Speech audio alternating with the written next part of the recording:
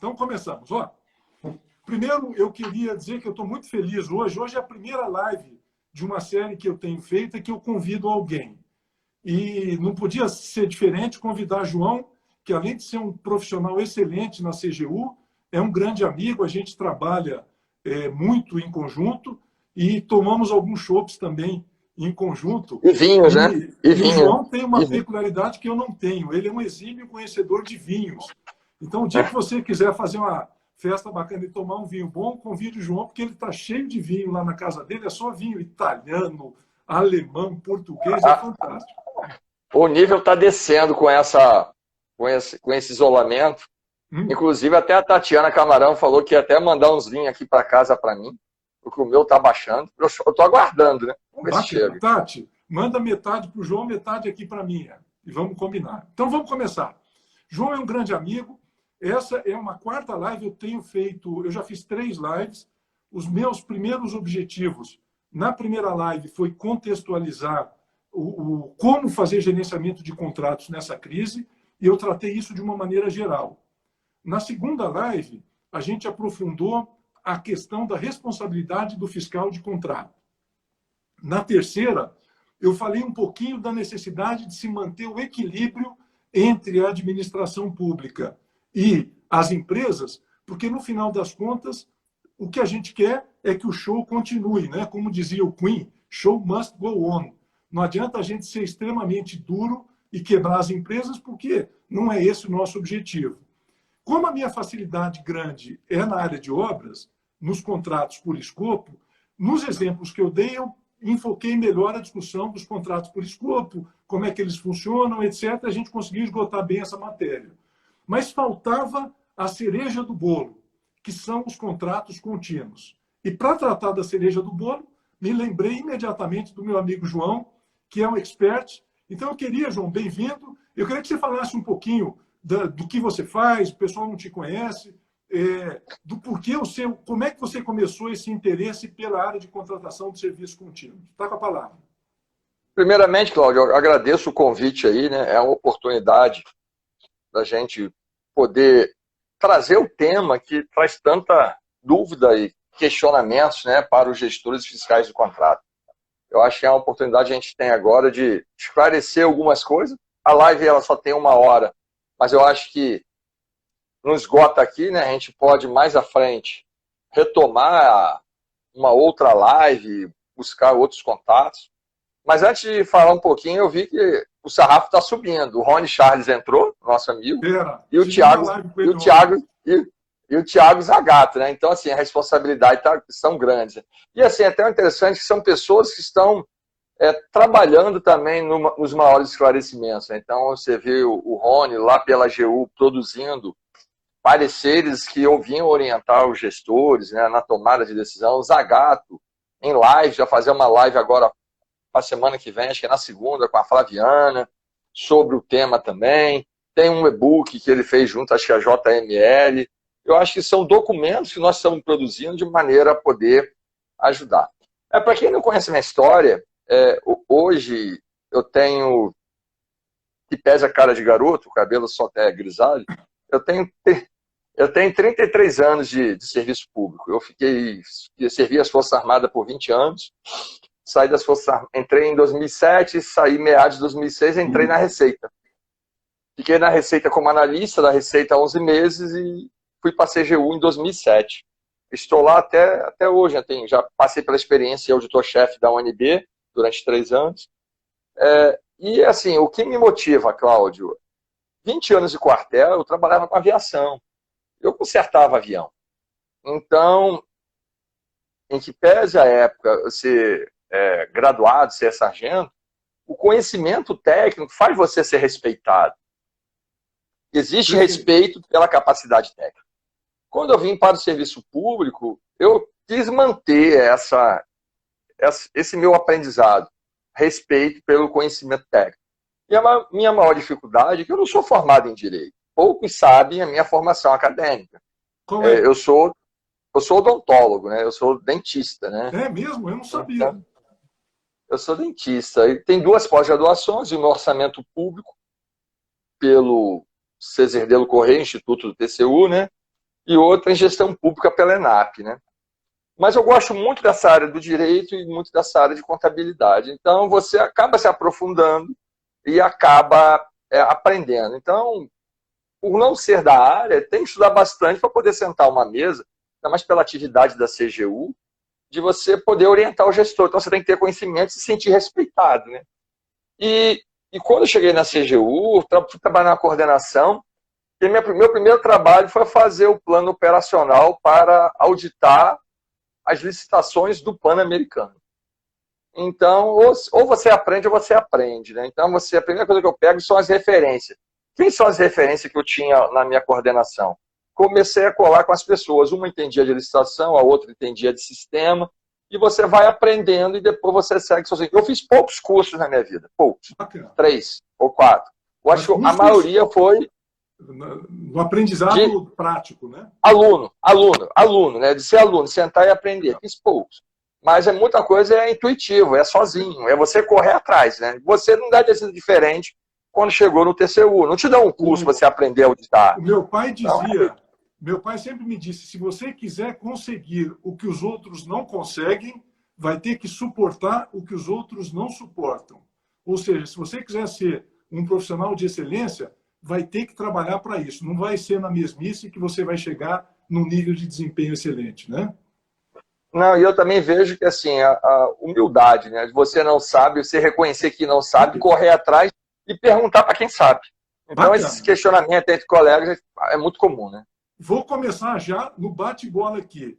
Se você fosse dar 2 conselhos para um fiscal de contrato de serviços terceirizados hoje, quais conselhos você daria? Você limitou a 2, né? Mas vamos lá. Pode eu ser acho que a primeira coisa... problema. Acho que a primeira coisa... Aqui, João, gente da administração pública e gente de empresa. Então, responde a primeira que tem uma segunda também. Eu acho que, assim, o que tem que ficar claro para o fiscal de contrato, e no meu entendimento, é uma área que, assim, eu gosto muito de licitação, mas a área que eu gosto mesmo é planilha, é risco, é contrato, é gestão, é fiscalização, é que ele não teria autonomia para decidir a medida a ser tomada. Ele pode fazer as proposições. Então, a primeira coisa que o fiscal tem que ter tranquilidade não sou eu que decido. Eu apresento, olha, esse contrato aqui não tem necessidade de ficar full com a gente, 100%. A gente pode reduzir 60%. Eu tenho essas possibilidades aqui. Redução de jornada de trabalho, compensação, a empresa conceder férias aos empregados. Então, não é ele que bate o martelo. Vamos dizer assim, o martelo não está com ele. Legal. O martelo não está com ele. E posso dizer que o segundo conselho que eu daria é ele conhecer os atos expedidos pelo ente dele. Se é a União, os atos expedidos pela União. A gente discute, né? A Flaviana apareceu já fazendo alguns comentários. Hoje, a medida provisória 936 possibilita a administração tomar decisões diferentes que tomou, por exemplo, em março, quando começou para valer assim, o isolamento, a redução de contrato. A possibilita uma outra situação para a administração. Então, conhecer os normativos expedidos pela administração, conhecer os pareceres expedidos pelo ordenamento jurídico, né? Então, por exemplo, vou citar aqui, tem um parecer sensacional do Rony Charles, de cabeça não vou lembrar o número, que ele fez no Ministério da Saúde agora, nessa ajuda que está tendo, sobre suspensão de contrato. Como é que poderia ocorrer a suspensão de contrato? Conhecer as orientações da casa, né? O que o seu órgão está tabulando. Vários órgãos pediram resoluções, normativos internos, dizendo quais seriam as medidas a serem adotadas. Nesse caso, já tem... Se ele puder botar o número do parecer, ajuda o pessoal que está assistindo a gente. Não, eu tenho aqui. Se você deixar. Mas eu tenho ele aqui na mão, né? O parecer que fala de suspensão, ele é o parecer...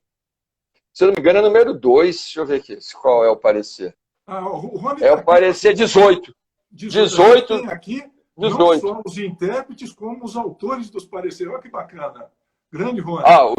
Olha ele aí. É o parecer 18 que ele fez, que ele vai falar da suspensão. E assim, eu vou até antecipar, quem tem esse documento que eu vou citar aqui, está lá no portal que eu tenho de licitação em contratos, né, o portal LC, eu tenho junto com o meu amigo Rafael Sérgio e o Daniel Barral, né, os dois são da AGU, eu sou da CGU, nós montamos um portal que vai fazer 3 anos, e nós compilamos dentro do portal o portal Covid.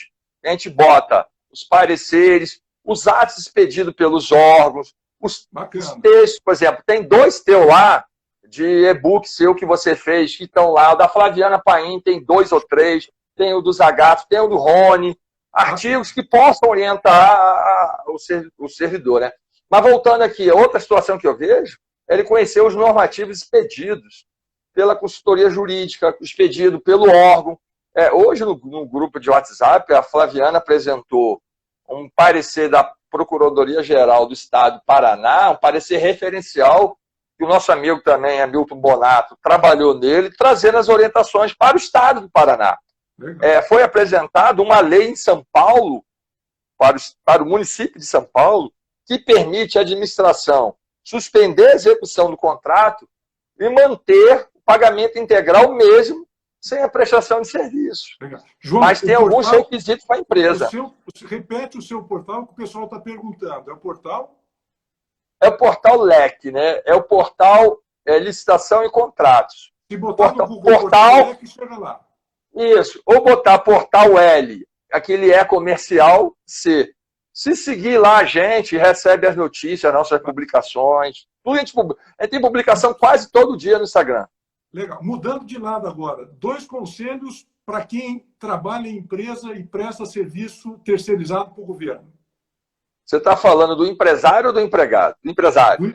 Do empresário. O empregado em empresa privada tem uma limitação maior. Se você fosse dono de uma empresa e prestar serviço para a administração agora. Eu acho que o empresário, ele, juntamente com a administração, ele tem que pagar uma cota de sacrifício, entendeu? É o momento de todo mundo pagar uma cota de sacrifício para manutenção de um mínimo de condição. Porque não adianta você ser empresário e mandar os empregados embora, a economia vai diminuir, vai reduzir o poder de compra dos empregados. Então, assim, afeta a economia de um modo geral. Por isso o governo está editando alguns normativos, liberando alguns benefícios para a manutenção do emprego dos empregados. Então, eu acho que o empresário ele tem que pensar agora um pouquinho mais na manutenção do emprego do empregado. Mesmo que, de repente, em alguns contratos, ele vá reduzir o ganho dele, mas o empregado mantém o emprego complementado pelo governo, entendeu? A medida 936 é basicamente isso. Explica para nós, nem todo mundo é familiarizado com essa linguagem de serviço contínuo e tudo mais. O que eu já apresentei é que a gente pode dividir os contratos em 2 grupos. O contrato por escopo, e aí eu cito como exemplo obra, e o contrato por prazo determinado, que é aquele de 12 em 12 meses, geralmente serviços contínuos que são terceirizados. Esses contratos contínuos, as pessoas falam muito em demo. O que é esse contrato demo, para a gente começar a discussão, e qual é o outro tipo de contrato que não o demo? Então, os contratos contínuos, né, têm a duração até 60 meses. Ele está previsto, os contratos contínuos estão previstos na 8666, artigo 57, inciso 2º. Né? Lá ela não diferencia se o contínuo é com cessão de mão de obra ou sem cessão de mão de obra. Fala que serviço contínuo. Então, o que for serviço e tiver a característica de ser contínuo, pode ser 60 meses. A lei fala, em linhas gerais, que é aquele que a administração não pode dispor dele. A Instrução Normativa número 5, de 2017, da SEGES, que regulamenta as contratações de serviços terceirizados, de modo geral, ela trouxe uma definição do que é serviço demo, dedicação exclusiva de mão de obra. Ela se apropriou, né, vamos dizer assim, ela bebeu da fonte da Instrução Normativa da Receita 971, de 2009, se eu não me engano, e traz a definição de serviço com mão de obra. Qual seria isso? É aquela situação que a empresa aloca, de forma exclusiva, empregados dentro do estabelecimento da administração, que ficam à disposição da administração. Então, grosso modo, seria isso. Então, serviço de limpeza, vigilância, portaria. O outro tipo, em que os serviços, eles são considerados contínuos, mas não existe uma exclusividade dos empregados. eles não estão alocados lá. Então, por exemplo, manutenção de elevador e ar-condicionado, em que você trabalha ele por demanda. A demanda pode ser a preventiva ou a corretiva. A equipe não está lá dentro. Mas o mesmo tipo de serviço, veja, manutenção de elevador e ar-condicionado, ele pode ser, de repente, dependendo do órgão, natureza de dedicação exclusiva. Por exemplo, estou no hospital. É inconcebível eu não ter pelo menos uma equipe que vai trabalhar manutenção de ar-condicionado, de elevador, de energia elétrica. Por que isso? Por causa do que a missão do hospital, do que ele tutela.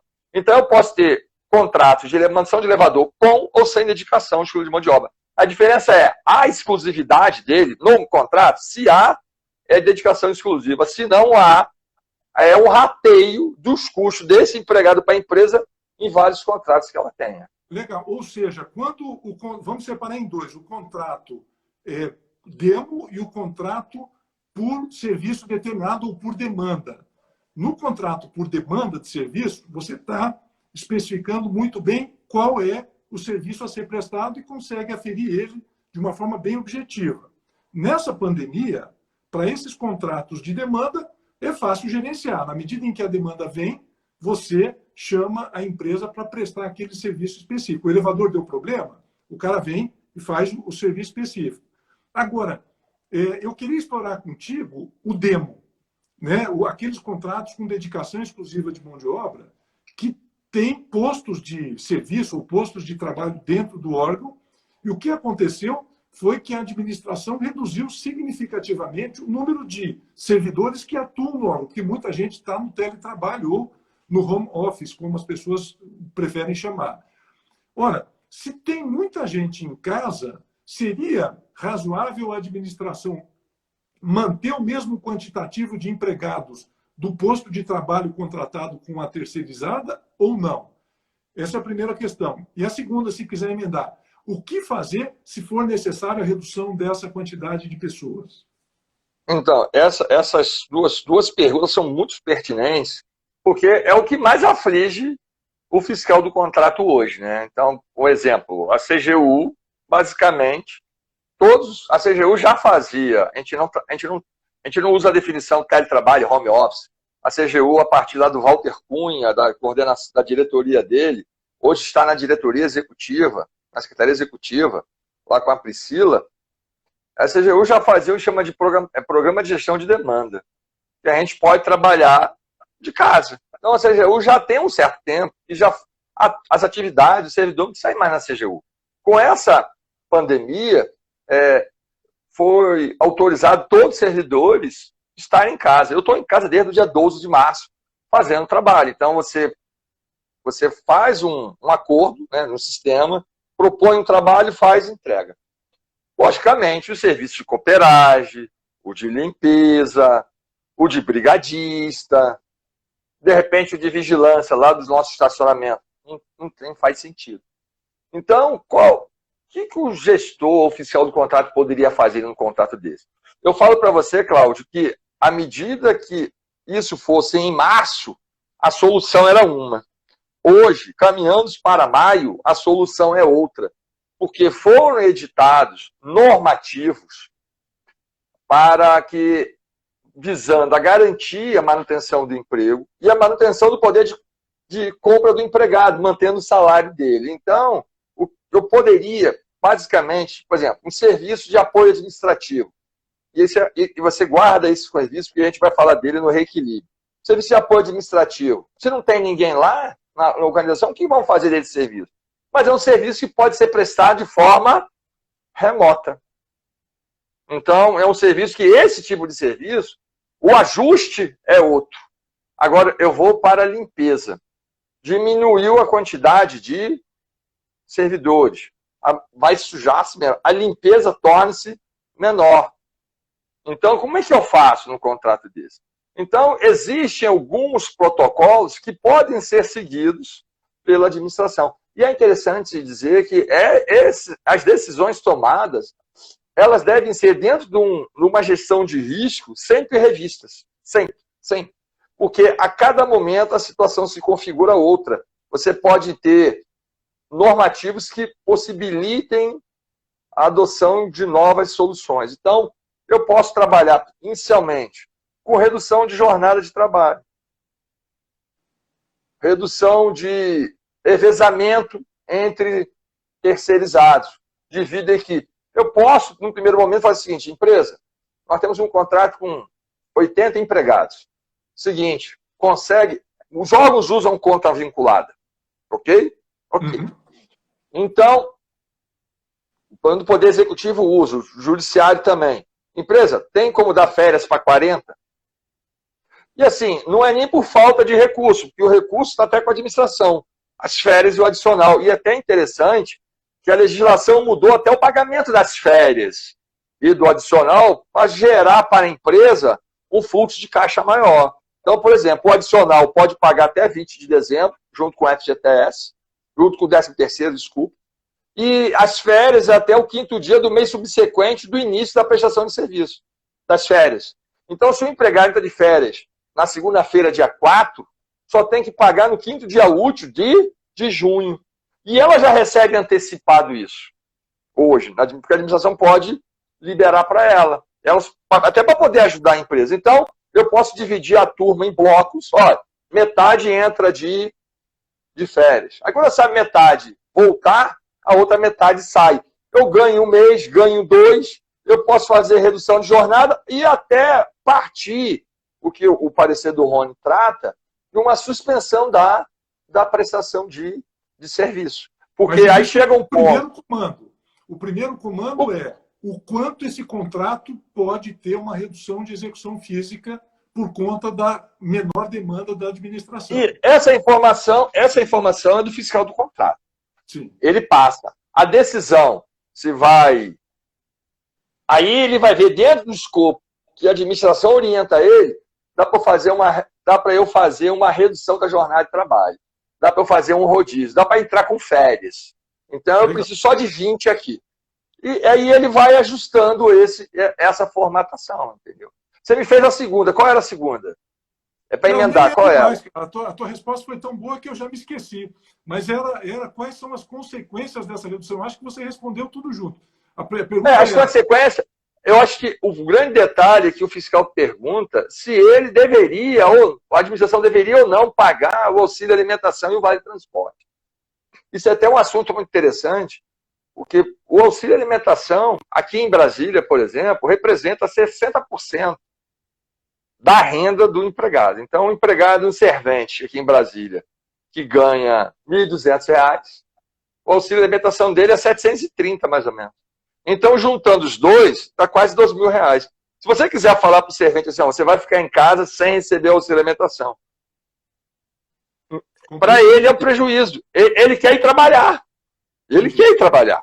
Então, cabe à administração avaliar, dentro dos critérios de interesse público, mas também pensando no contexto geral que nós estamos vivendo, né, que é esse da pandemia, a manutenção, pelo menos por um período, do pagamento do auxílio alimentação, não do vale transporte, mesmo sem a prestação de serviço. Eu acho que tem parâmetros para isso. Isso foi tratado, acho que até no artigo que o Rony escreveu, ou ele postou lá no Insta dele, de você usar da LINDB, artigo 20 ao 22, justificar o interesse naquilo ali, na manutenção daquela justificativa ali. E isso é, de repente, o conselho mais importante fiscal.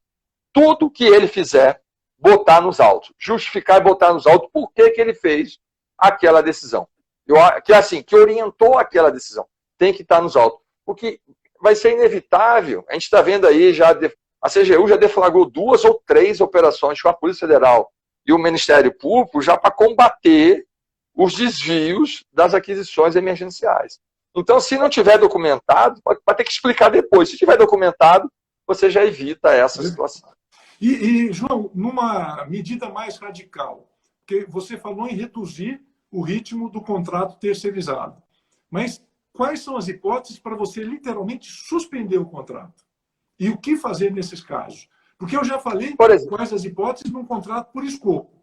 E eu lembrava muito, até ontem conversando com o Rony, quando você tem um contrato por escopo e reduz 30% do ritmo, significa que, vou pegar um exemplo bem simples, o cara tem que, na obra, fazer 100 metros cúbicos de concreto. você diz, eu quero que você faça nesse período só 70, esses 30 metros cúbicos, em algum momento lá na frente, ele vai ter que fazer. Por quê? Porque a obra é um escopo. Agora, no contrato terceirizado, isso não é assim, porque se você reduzir o ritmo um mês em 30%, lá na frente ninguém vai querer mais os 30% das pessoas que ficaram em casa, ou do período, né? Então, esse é um cuidado. Mas se tiver que literalmente suspender, pode, depois, pragmaticamente, quais os cuidados para que isso amanhã ou depois não reverta contra a administração? Então, eu acho que a situação vai se radicalizando a partir da natureza do serviço e da condição que o órgão se encontra. Se o órgão se encontra numa situação de totalmente fechado, o órgão fechou. Vamos imaginar que lá a ENAP tenha fechado. Em tese, eu só precisaria do serviço de vigilância, de forma reduzida. O que eu poderia fazer com os outros contratos? Realmente, suspender a execução. E pela suspensão da execução, e o parecer que o Rony elaborou lá, o número 18, ele trata disso, é facultado a administração em suspender pela lei, vai basear lá no artigo 78, acho que inciso 14, eu não me lembro de cabeça, pela lei suspender até 120 dias. Mas tem uma ressalva, quando for de calamidade pública, esse período pode ser maior, porque se passar de 120 dias, a rescisão muda de lado, vai para o lado da empresa. Então, não teria uma rescisão unilateral para a empresa. Então, a suspensão, a administração pode fazer uma suspensão unilateral, e nessa situação ele não pagaria nada, só tem que registrar isso. O parecer do Rony é até interessante, que ele fala que, de repente, você primeiro pode implementar, porque a situação pede isso, implementar a suspensão. Então, conversa com a empresa primeiro, prepara a empresa para a situação e depois celebra um termo aditivo postergando a vigência do contrato.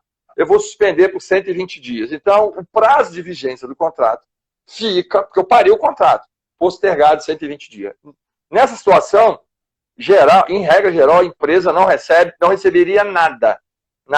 Mas os empregados podem manter a condição de emprego observando a medida provisória 936. Se fosse pela cidade de São Paulo, na cidade de São Paulo, eu poderia fazer essa suspensão, que tem orientação do prefeito de São Paulo para isso, e manter o pagamento integral. Por quê? O que se buscou fazer com isso? As empresas se manterem fortes e manterem a relação de emprego, mas não pode mandar o empregado embora. O que você falou aí é muito legal. Antes eu estou vendo alguns amigos do Rio aqui, Robson, Mariana, um beijo para vocês. Você falou uma coisa interessante. Cada ente federado está dando um encaminhamento para o que fazer no caso de suspensão de contrato. A Prefeitura de São Paulo tem uma orientação, acho que foi aprovado por lei, que mesmo suspenso você continua mantendo o pagamento para a empresa. Isso é uma orientação legislativa. Aqui na União não tem nada muito claro a esse respeito. Eu já tenho conversado com alguns colegas e ministros do tribunal, eles dizem, não, se não tiver lei, se suspender, você tem que suspender pagamento da empresa. Por quê? Ora, ele está tendo um recebimento sem contrapartida de serviço. Então, essa dificuldade, dependendo do ente federado, é importante que tanto o fiscal de contrato quanto o ordenador de despesa estejam sintonizados, e você colocou isso no início da tua apresentação, com os normativos. Porque para não extrapolar uma orientação e também para não deixar de utilizar uma orientação. Imagine alguém na Prefeitura de São Paulo suspendendo o contrato e não pagando nada para a empresa, né? Então, esse equilíbrio é importante e as pessoas precisam dominar. Agora é importante destacar que o Rony dá uma grande ênfase no parecer para a suspensão consensual, entendeu? Eu acho que é a melhor solução. Você entra num acordo com a empresa, baliza tudo, porque qual é a intenção da administração? É manutenção do contrato. Agora, pessoal, vamos pensar que, como eu falei antes, não tem receita de bolo. O contrato está acabando daqui a 2 meses. Eu estou já com uma licitação em andamento. Então, pode ser que a minha medida com esta empresa seja outra. Entendeu? Estou vendo muita pergunta aqui de desmobilização. Se você suspender, paga ou não paga a desmobilização? No contrato de obra é mais fácil porque você tem todo um conjunto de equipamentos mobilizado. Então, o que é que eu digo lá no contrato de obra? Se na planilha do contratado tiver um item desmobilização, significa que ele merece receber porque era um item específico. Se na planilha só tem mobilização e não tem desmobilização, subentende-se que ele colocou a desmobilização nos seus custos indiretos, então não paga. E nos serviços contínuos, João, como é que faz? O que eu vejo no serviços contínuo é que nós não temos esse item na planilha de forma clara, né? Normalmente esses itens, ou eles entram em despesa administrativa, ou se tiver alguns equipamentos que vão ser utilizados naquela prestação de serviço, está na planilha, no custo direto lá, em equipamentos que sofrem depreciação. Então, em regra, isso já está computado mensalmente para a empresa. Então, não teria que pagar, porque já está se pagando mensalmente para a empresa. Bacana. Agora, o que acontece... Diga. Continue. O que acontece é que, às vezes, tem alguns investimentos que a empresa fez, se a administração partir para uma rescisão de contrato, os investimentos não amortizados, a administração tem que repor ao terceirizado, aliás, à empresa. A lei considera que os equipamentos, os insumos comprados em caso de rescisão precisam ser indenizados, né? Isso, é devolver. O que não compensou, o que não foi amortizado ou depreciado. Quero explorar contigo agora o reequilíbrio econômico, que é o nosso tema. Eu digo que qualquer contrato tem 4 fatores importantes no reequilíbrio: a quantidade do serviço, o custo dos insumos, o valor dos insumos, o valor da mão de obra e o valor dos encargos sociais. Eu acho que essa é uma estrutura básica de formação do preço do contrato, além do lucro, obviamente, das despesas indiretas. Mas vamos trabalhar nessas 4 vertentes. A quantidade você já trabalhou. Por exemplo, numa possível redução de ritmo do contrato. Sobraram 3. Custo de insumo, mão de obra e encargos sociais. Como é que a gente trabalha isso no equilíbrio econômico? Ainda antes de passar a palavra para ti, o equilíbrio econômico-financeiro é do contrato. Portanto, não há que se falar de um item ou de outro item. Perfeito. Qualquer iniciativa de equilíbrio vai ter que ser feito um balanço geral. E nesse balanço, você terá insumos ou itens que vão aumentar e itens que vão diminuir de preço. Ontem eu citava o exemplo. Álcool gel e máscara são itens que claramente aumentaram de preço. Eu vi que o preço do elástico aumentou 300% em um mês, por conta de ser usado nas máscaras, essas de proteção. Agora, outros insumos talvez tenham redução por redução de demanda. Então, eu queria que você falasse desses 3 itens. Quais os cuidados, com foco no serviço terceirizado, do reequilíbrio no aspecto de custo dos insumos, no aspecto de mão de obra e no aspecto de encargos sociais, até porque você é um expert em elaboração de planilhas. Como é que os caras fazem? O cara fiscal lá. Então, vamos lá. Eu acho que o impacto dessas 3 vertentes aí vai depender muito do serviço. Então, pare para pensar. Você está no contrato de apoio administrativo, por isso eu pedi para você me lembrar. E, de repente, que vai fazer a administração agora, vai combinar com a empresa e vai fazer um teletrabalho com esses empregados. Uma medida provisória, se eu não me engano, não sei se é a 927 ou 936, ela trata disso. Então, imagine que o empregado vai trabalhar em casa, ele precisa de recursos tecnológicos. Ele precisa às vezes, de computador, precisa de rede. E como é que você trabalha isso se no teu contrato se não havia esta previsão? Então, é um contrato que, de repente, vai ter um reequilíbrio, porque a empresa, para manter a condição de prestação de serviço, vai ter que gastar dando condições para o empregado trabalhar na casa dele para poder atender a administração. Isto é, se a administração, lá no apoio administrativo, optar pelo teletrabalho. Então, isso está muito claro numa das medidas provisórias, a 927 e a 936. Então, existe um reequilíbrio. 927, né? Existe um reequilíbrio porque vão ser oferecidos insumos que, em regra, não estavam previstos para poder prestar de serviço.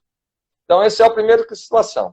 A outra situação que eu vejo, eu estou no contrato, e vai para insumo também, que é de outsourcing, impressão, em que eu falo assim, meu órgão vai reduzir em 70% o valor das impressões. Eu pagava por franquia.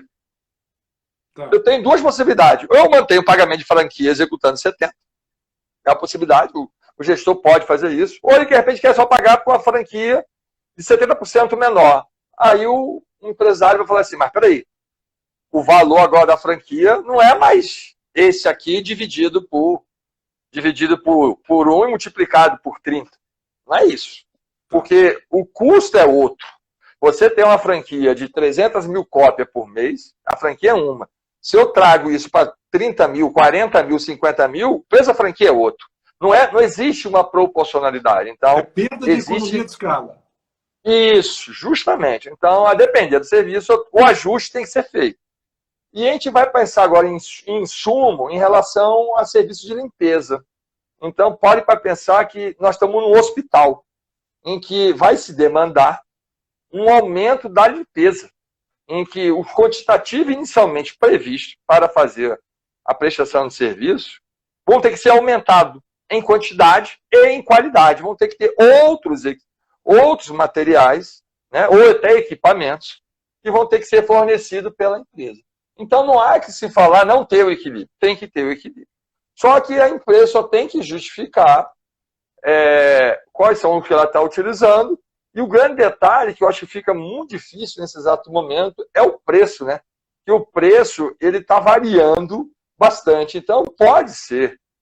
Eu até entendo que, assim, pode ser que a administração, em vez de querer mexer no contrato de limpeza, por exemplo, ela faça uma dispensa emergencial, compra os produtos que ela precisa para 3, 4, 5, 6 meses e fornece para a empresa aplicar ele na prestação de serviço. Aí você não mexeria muito no contrato. Agora, se delegar para a empresa... 3979, né? Isso, vai para 3979, a emergencial ou um pregão reduzido, né? Como diz o nosso amigo Anderson Pedra, um pregão express. E você compra isso e vai fornecendo para a empresa. Agora, se eu delegar para a empresa o fornecimento, eu vou ter que, de fato, reequilibrar o contrato. A outra coisa outro item que você falou foi em relação à mão de obra, né? A mão de obra? Isso. É isso? São 3. Então, Eu falei em quantidade, insumo, né? Custo do insumo, mão de obra e encargos. Os encargos eu queria explorar mais você, porque tem fundo de garantia, tem contribuição do Sistema S. Eu queria daqui a pouquinho explorar mais você. Então, o que acontece na mão de obra? Se você pega uma planilha, vamos pensar no serviço de vigilância. A empresa ela tem os encargos com empregados e salários, encargos sociais, os encargos com insumos, né? E tem a parte tributária, e depois o lucro. À medida que você reduz a quantidade de postos, por exemplo, redução de 120 postos, vou para 40 postos. Reduzir aí sensivelmente o valor do contrato. O lucro da empresa ele vai ser diminuído proporcionalmente à redução. Então, tem que verificar que quando a empresa faz uma proposta, em que pese você não ter muita variação nos contratos com mão de obra, de relação de produtividade, né, de posto, mas a empresa, querendo ou não, quando ela vê um contrato mais volumoso, ela quer ganhar, porque ela sabe que vai ficar 5 anos com aquele contrato. E a gente sabe que as empresas fazem, às vezes, de certos contratos, capital de giro. Elas ganham uma licitação com um preço menor para virar capital de giro para as próximas licitações, pagar os contratos anteriores. Então, no momento que você reduz isso e não possibilita um reequilíbrio que possa ser identificado, a empresa fatalmente irá à deriva, poderá quebrar. E isso é muito comum de ver isso, empresa quebrando em situações normais de temperatura e pressão. Em época de Covid, a gente não sabe como é que vai sair lá na frente. Então, em relação à quantidade de postos, se tiver, na redução da mão de obra, tiver algum impacto que onere ainda a empresa, então, por exemplo, eu reduzo a mão de obra, mas a empresa fica com os encargos dos empregados que não estão trabalhando. Tá. O salário, tudo bem. nos encargos. Fundo de garantia. Vou perguntar 3 encargos para ti. O que faz com fundo de garantia? O que faz com PIS, COFINS? E mais alguns daqui a pouquinho a gente vai abrindo, se der tempo. Então, o que o governo está fazendo, Cláudio? Ele está editando normativos que aumente o fluxo de caixa da empresa. Então, a primeira coisa que a administração fez foi a circular do FGTS e uma instrução normativa da Receita de validade das certidões. Por quê? Quem estava em dia com aquelas certidões no dia da publicação se posterga a validade por tanto tempo. Quem não estava tem que regularizar e a partir da regularização você consegue fazer manter a validade, mesmo que você esteja no parcelamento do FGTS. Por exemplo, tem a parcelamento do FGTS. Eu, como administração, eu não mexo na planilha do FGTS. Por que não? Porque pode falar. Não, você tem a palavra. Porque a empresa ela está deixando de recolher agora, mas lá na frente ela vai juntar 2 competências ao mesmo tempo. Tá até 30 de junho, né? Tá até 30 de junho e vai pagar a partir de 7 de julho. Pode ser que quando chegar mais para frente, isso seja jogado mais para frente. Então, em algum momento, a empresa ela vai ter que pagar 2 competências por mês. Tudo bem que esses 3 períodos, essas 3 competências, ela divide em 6. Então, em tese, cada mês está pagando 1,5.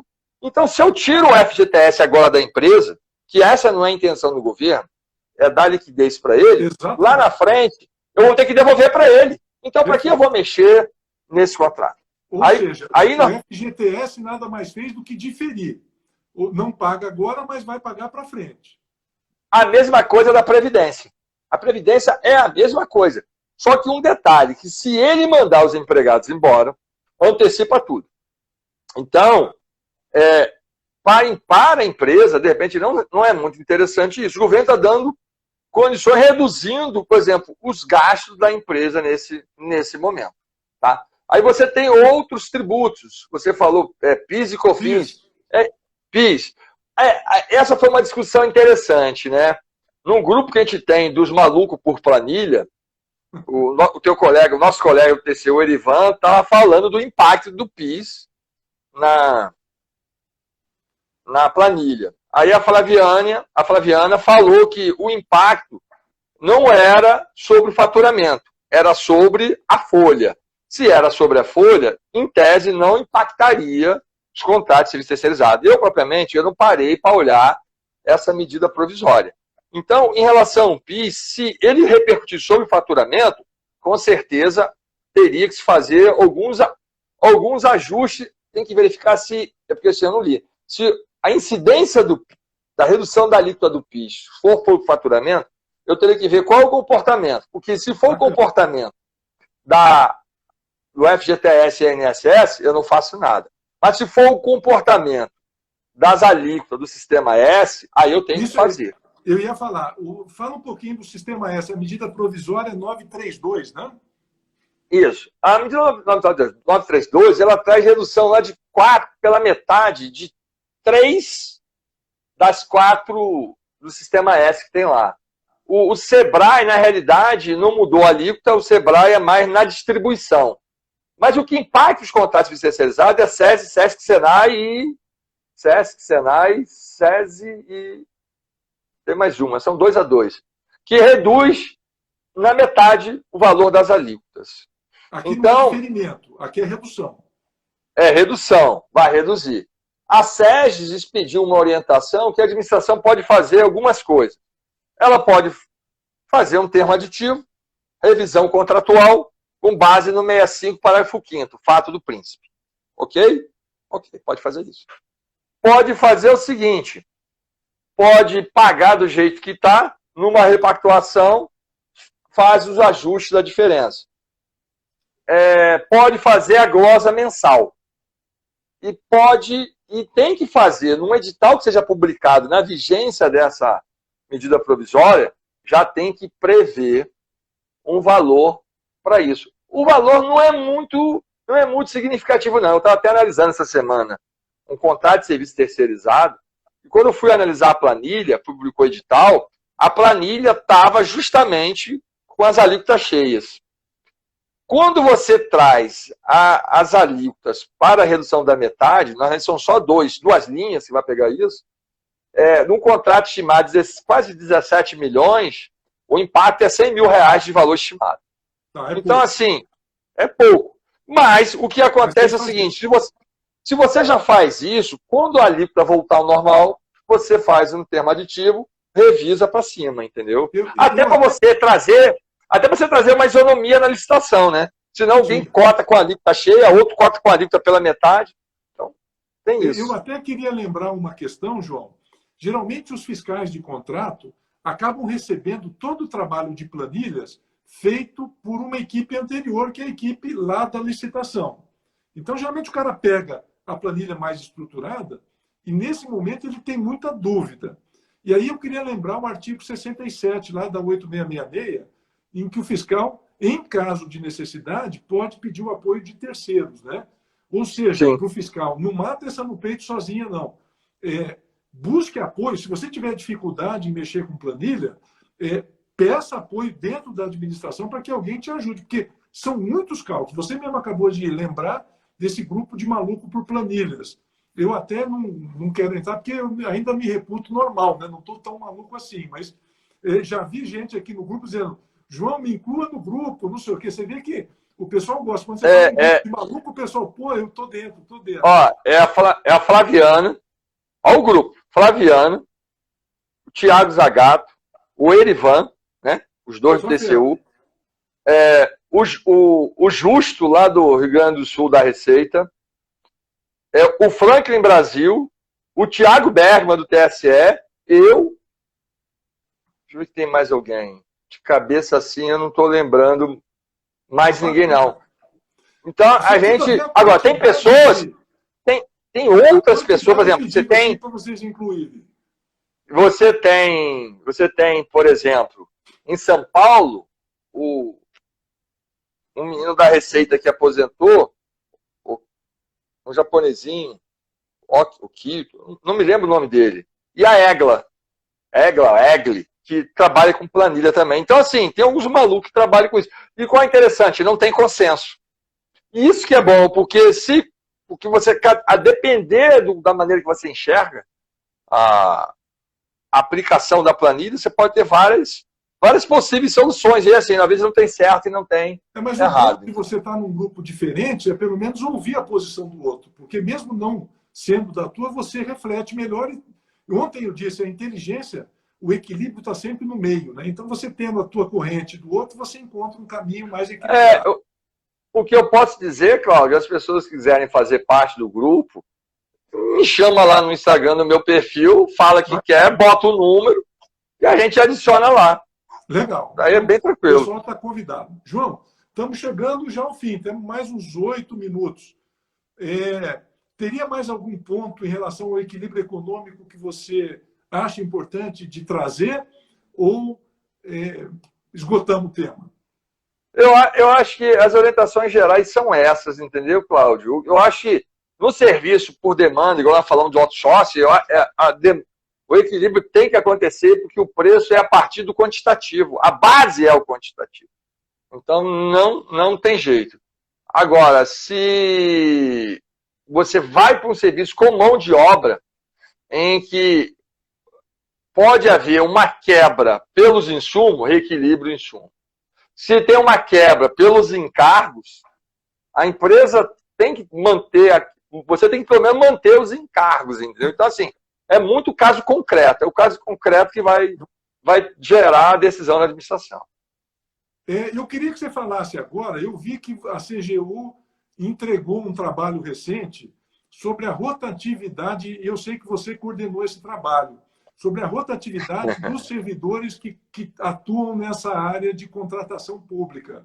Eu queria, porque a gente defende tanto uma profissionalização da área de contratação pública, e quando a gente vê os resultados que vocês acabaram trazendo, a gente fica preocupado, dizendo, poxa, se não parar o pessoal dentro de um ofício, a gente nunca vai conseguir especializar, né? Fala um pouquinho sobre esse trabalho.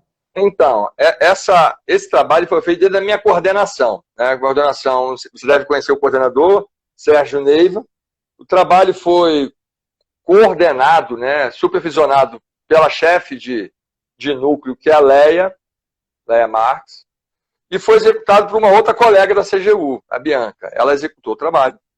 A Leia, eu, particularmente, eu estou na coordenação, mas eu não fiz o trabalho. Mas os dados foram levantados do sistema, né?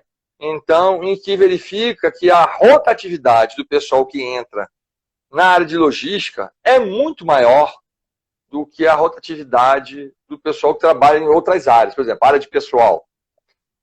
E é tão interessante isso que a Flaviana, antes de divulgar esse documento, a Flaviana estava falando que alguns ex-alunos sempre perguntam, procuram, né? E ela estava dando esse depoimento, que muitos servidores estão na área de licitação, fazem os cursos, depois eles saem. Quer dizer, você não consegue evoluir. Aí eu defendo que o grande detalhe hoje é o concurso público, como é que você seleciona as pessoas. Porque assim, você faz o concurso para 100 vagas, mas você não identifica os perfis das pessoas que precisam para ocupar as vagas. Então, normalmente, vão pessoas para o setor de logística que não tem um perfil, não se adapta. Então, o importante é que você tivesse um perfil para poder selecionar. Agora, qual o grande detalhe? Quem vai para a de logística não tem nenhum incentivo a ficar lá. Não ganha mais por isso. Só risco, CPF. Então, se fala muito nisso, de poder, para o pregoeiro ter uma gratificação, para o fiscal do contrato ter uma gratificação para ele poder trabalhar. No Poder Executivo, você não consegue trazer para o fiscal do contrato pagamento, uma gratificação para ser fiscal do contrato. Não consegue, não existe essa possibilidade. Então, isso aí dá uma esvaziada no interesse. A questão não é nem trabalhar, não. A questão é de dar responsabilidade, às vezes, da falta de condição de trabalho. A pessoa não quer enfrentar.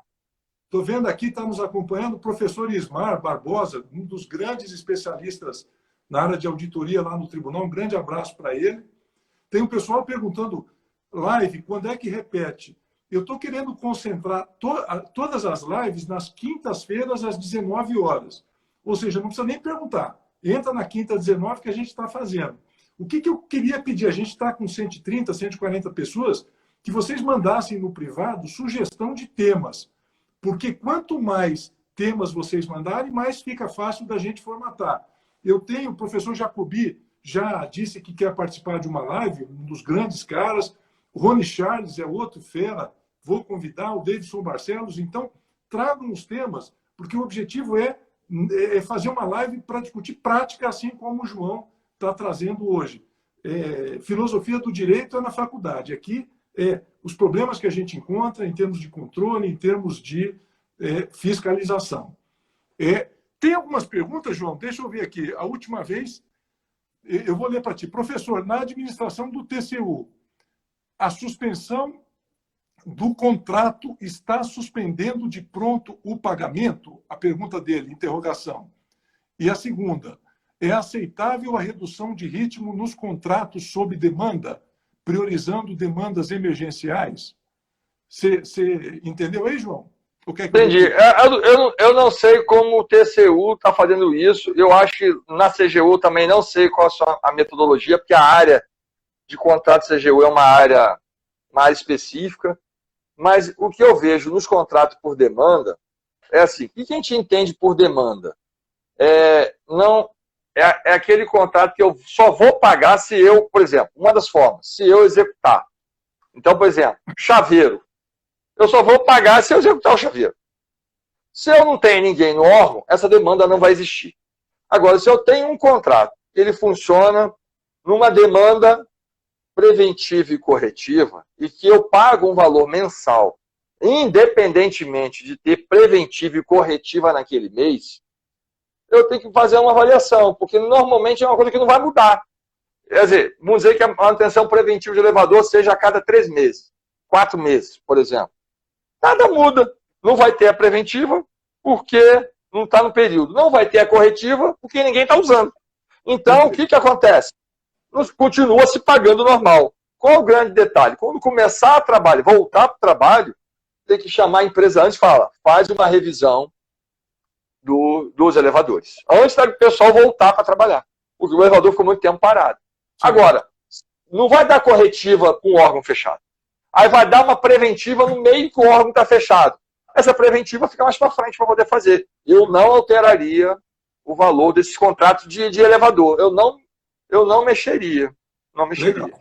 E outra, né, João? Tem algum serviço, você deu exemplo de elevador, que mesmo não usando, tem que ter a manutenção, porque a qualquer tempo alguém pode precisar do elevador, e se o elevador está com problema ou quebrado, como é que faz com a pessoa presa dentro do elevador? Então, não é tão matemático, isso. É difícil você dar uma fórmula geral, né?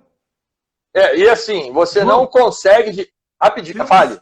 1 minuto e 30 segundos, eu vou deixar você para fazer os seus agradecimentos. Eu quero deixar aqui o meu agradecimento a todo mundo que acompanhou. Vou deixar a palavra com o João. Quando cair, tem 1 minuto e 18. Grande abraço, até semana que vem. João, a palavra é tua. Abraço para todo mundo. Ô, Cláudio, obrigado aí pelo convite mais uma vez. É assim, é a oportunidade de a gente discutir, né? Rever os amigos, falar do dia a dia. Aí você falou que é muito interessante, né? Como a gente trabalha na ponta do controle, a gente pega muita parte prática, que eu acho que é o interessante hoje. Até nos cursos que eu ministro, é realmente a parte prática. O que ajuda a resolver os problemas, né? Nós falamos um pouquinho do portal. Quem quiser acessar lá o portal LLC, portal LEC, acessa lá, se cadastra. A gente faz divulgação diária, Instagram, LinkedIn, Facebook. Tem documentos que a gente produz, publica, você recebe isso tudo. E lá nós construímos, Cláudio, um portal chamado Portal Covid. Nesse portal estão todos os documentos, artigos, orientações que a gente acha que são necessários para dar suporte à tomada de decisão. Então, por exemplo, agora eu vou inserir lá o parecer referencial da Procuradoria-Geral do Estado do Paraná, que o amigo Bonato trabalhou lá, tá? Então é isso. Toma aí, pessoal que tiver alguma dúvida, quiser mandar no meu Instagram lá,